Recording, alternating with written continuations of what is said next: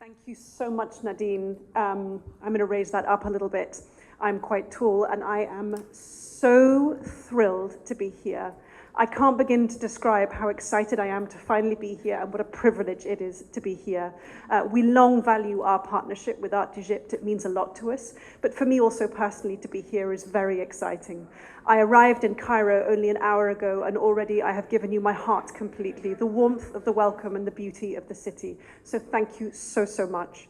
Now, indeed, I'm going to talk about art as an investment, and I'm talking to a group where many of you are great collectors already, so you could really teach me an awful lot. But why don't I tell you what I've seen? I hope that you'll see it will resonate with many of the discussions we've already had. Art goes beyond so many different things. It joins us, it teaches us, it grows. And yes, it can also be part of something that you love to build and grow as your other portfolio. So first up, if my clicker works, I'm going to show you a quick film about Christie's. I'm looking over here in hope that someone over there has the on button.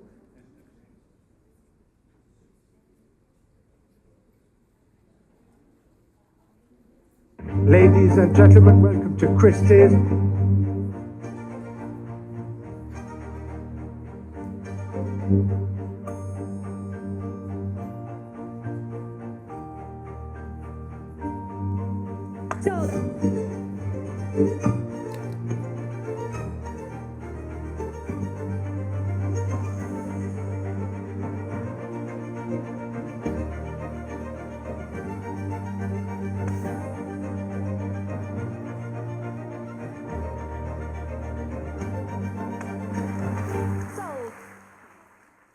Thank you so much.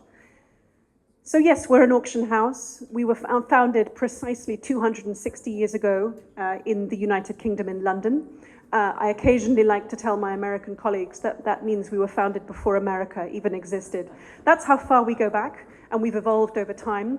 And what we're constantly looking for is where we're going next. We sell fine art, we sell impressionist art, so Monet, Warhol, the greats. We also sell luxury, we sell jewelry, we sell handbags, we sell dinosaurs, we sell meteorites. We do an array of sales from across the world, and it's about what people are looking for. And with that, I give you, I'm trying to click on down. Oh, there we go. I want to give you an example of why people collect art. Why is it? What is it that makes art special? Here behind me, you see a copy of The Great Gatsby by F. Scott Fitzgerald. It was owned by Charlie Watts, the drummer in the Rolling Stones. You may know of Charlie Watts. He was the very kind of elegant one that did the drumming in the back. But what you didn't know is that he actually collected rare books. It was his special treat for himself. When he was on tour, he would buy something beautiful and have it when he went home. Now, after he died, his family sold a group of works, including this beautiful book. Now, it's special because he owned it, but let's also have a look. On there, you can see handwritten by F. Scott Fitzgerald. To Harold Goldman, the real Great Gatsby, for letting me share his secrets of the past. Now, we've often wondered who Gatsby was, who was the inspiration for Gatsby, and right there, we suddenly have a name. Who was Harold Goldman? He was a screenwriter who worked with F. Scott Fitzgerald at Eon. One gets the sense they didn't have a very good time because he signs it off from cell block something, and he says, "Tell the mob I'll be back." Sounds like they didn't have a good time. But what you learn from this is that you have here a book that it's not, you could download The Great Gatsby, you could watch the film, you could buy a copy of the book on Amazon, or you could buy the book inscribed by the author to the inspiration for The Great Gatsby that was once owned by a Rolling Stone. That is what true art collecting is. That's the fascination, and that's why people gradually are drawn to this fascinating category. This book sold for £226,000 in London a few years ago, and I'm very jealous of whoever owns it now. Now, what is the art market? I've got a giant, great big graph, do not worry. All I'm saying here is that you'll notice if you add up the aggregate art market across auction houses, galleries, you have a picture that goes up and down in an almost precise 5-year cycle and is around about $68 billion all the time. Isn't that extraordinary? We don't go high shooting up or shooting down. We roughly hold a position. I think partly that's supply. There is only a certain amount of great and extraordinary works, but it also sort of reflective of how the art market follows the wider world. You can match a lot of what we do with interest rates. You can match it with mood. And right now, I'm going to tell you later, we're actually just coming amazingly enough to a moment where the art market is rising significantly. Why is that? I'm afraid, despite the world being a complicated place, some people are making a lot of money. What's the geography of the art market? Again, don't worry about my slide too deeply. What it's telling you is that nearly 50% of the art market is in America. When I started, it was in the United Kingdom. Over time, it's developed. And the reason it's in America is because that's where the great collections are coming up and being bought. What I mean by that is people who collected in the 50s and 60s, those collections have gone from being 1% of someone's portfolio to maybe 10%. And actually, it represents almost quite a challenge for the next generation, because how do you take something that is suddenly so incredibly valuable? Maybe you donate it, maybe you share it, maybe you sell it for philanthropic causes. Hold on that thought in a moment. But that is why America is driving the most extraordinary value in the art market at the moment. Moving on, what are people buying? Broadly speaking, the blue bars here are older art, old masters, 17th, 18th century. Moving up here, becoming more and more light green, till the lightest green at the very top, which is contemporary living artists. You will notice, surprise, surprise, that when the markets were hot after COVID, there was a lot of buying in that area. It's speculation. It's artists who are unproven, and you're making a bet. You think they might do well. Surprisingly enough, over the last couple of years, when markets became more difficult, there's less speculation. It all follows the same tandem. It follows the same path. There is what we call a flight to what you know. There's a flight to brand names that you are comfortable with during difficult times. My next slide tells you what are the great trends of now. Here we have masterpiece works of art. This is the single greatest work of art by the single greatest artist. You've got one shot to buy it. The greatest Monet Nymphaeus, the very best. We have a lot of clients who are looking for these wonderful one-off moments. My favorite from last year was this extraordinary Fabergé egg called the Winter Egg, which is one of the very small group of 51 Fabergé eggs that's out there. And it would have been your last opportunity to buy one in private hands. This egg was lost for many years. It was found by Christie's about 12 years ago in a bank vault. There had been a deceased estate. Someone had gone through the vault and opened, honestly, a cardboard box. And very astutely, someone had said, that looks like something. So Christie's was called in and established that it is indeed the famous Winter Egg. We sold it last year with great pride. Female artists, no surprise at all, but in the last 10 years, there's been a huge rise in interest in female artists. You see this hugely reflected in museums, where most artists are male, because historically that's who could make art. So museums and collectors are now striving to add female artists to their canon. Third on, collections. The most exciting thing you could ever want to invest in is a group of works owned by a person. Why is that? Because art is personal. It's about history. It's about the story. It's about the book that Charlie Watts once owned. You are reaching back to a person, to something that you cannot reach to. You also have the greatest collectors of our time who have the best eye, and they collected truly wonderful things. Last year, we sold a group of works from a member of the Aga Khan family, and they were some of the finest classical Islamic and Indian art that any of us had ever seen. My specialists in this area came back completely silent from seeing them for the first time. They said these were never going to come out and they were never going to be on view. And I have never seen bidding like that in the room. We had records where works were estimated a couple of £100 that made £8 million right there in the room. It was absolutely astonishing. Thirdly, philanthropic causes. Many people buy and sell art now with a purpose. A lot of that relates to the next generation, which I'll speak about, but also because we do. We want to do something that matters, that we believe in. And selling art for a cause is a very good way of creating noise. It's public, it's noisy, so the cause you're investing in will also get noise. I have a collection there of Peter Doig work that was sold by a Danish gentleman called Ole Farup last year. In his lifetime, he collected young artists, and he felt that on his death, his gift would be to create a fund that would create the next generation of artists. It caused a complete frenzy. Not only had he collected beautiful works of art, but they were being sold for a wonderful cause. Finally, luxury. We sell jewelry and watches that are second-hand, right? You're not going to Cartier and buying it. You are buying it that has been owned by someone else. That's what makes it special. You cannot buy it in Cartier now. You can only get this one example. And we are seeing a huge boom in the luxury markets. A lot of that is new buyers coming in. It's in what we would call an entry point for young buyers. That's where you start your journey with a watch or with a jewelry. You can analyze the psychology of that as much as you want, but that's what we're seeing, and that's moving forward into the antique realm. I give you a great old master. This is Canaletto's Return of the Bucintoro. It dates to about 1730. We brought it to market last year. Now, some people adore ancient works of art. For some people, it's a little bit harder to get their head around, but this is an example of a true masterpiece.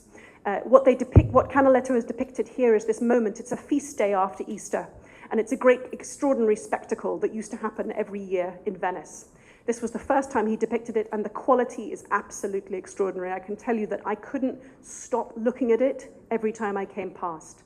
Now, in the end, it was bought by a group of 6 people bid on this painting. 6, that's a lot.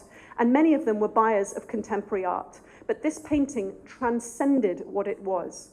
And what is the appeal? Again, what I've said about reaching backwards. If you own this picture, you are reaching back to 1730. You have an image of something that happened then, and it's not a photograph, it's not repeatable, it's done by a human hand. You can see the paint where it was. It is magical. And if you buy it, it's yours. It made £31 million at Christie's London. I mentioned the collection sales. The greatest of all time was Paul Allen's sale. You remember Paul Allen of Microsoft. He did an auction after his death. His estate held an auction with us that made $1.5 billion, all of which was for philanthropic causes. Now, Paul Allen is a perfect example of a collector who developed his passion himself.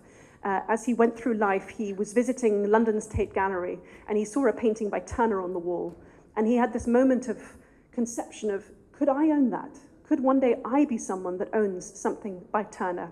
Again, he felt a reach to something beyond him. So he started to collect some of the greatest works by Turner, Botticelli, Freud, all the most wonderful artists you can possibly imagine. And he agreed with his estate that on his death, they would be sold all to go to charity. It was absolutely extraordinary. And it's also very reflective of what we're seeing now in the market. A smaller example, but one I think that makes my point again, Tracy Emin, a British artist. You may not, she was very unwell a few years ago, and having come through a terrible illness, she set up an art foundation that was for young artists. She bought us a painting to sell in order to raise money for her foundation. You'll see there the estimates that were £500,000 to £700,000, and it made an extraordinary £2.3 million. That is the power of philanthropy on the buying side. That's what it means. That's what it means. People wanted to bid on this work, both to have it and to support it. And my absolute favorite example of this is here, Banksy's Game Changer. Banksy, again, a British artist who you may know, he's a graffiti artist, kind of gone serious now. During COVID, he gave this painting to us to sell on behalf of the British NHS, our national health system. He wanted to help people who were sick. The painting came, and we were all blown away. It's a little boy, and he's discarded his action heroes for a nurse. It was in honor of this extraordinary moment. It really struck a chord. We had a number of bidders, and as you can see, we don't have the numbers there. It was estimated at 2.5 to 3.5, and it made £12 million, all of which went to hospitals. Even more beautifully, the buyer of it himself decided to loan it to a place called Great Ormond Street Hospital, which is in London. It's a hospital for sick children. So anyone whose path goes through that door will see this picture. I share it with you because this is where the commercial and the power comes together. This is everything that Nadine spoke about, what art is, where it goes, but also how it dovetails with a commercial universe. We talked about luxury. I just want to jump in here for a moment here. Our sales of luxury and jewelry rose 17% last year. As of the last couple of months, they've risen even further.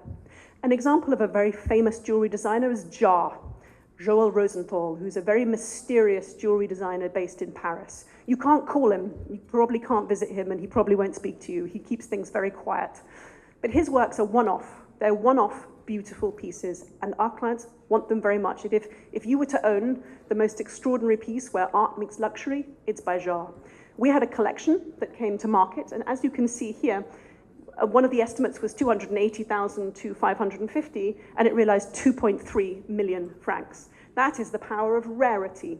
If you want a piece by this designer, you're probably not going to get one directly. This was your shot. This was your moment.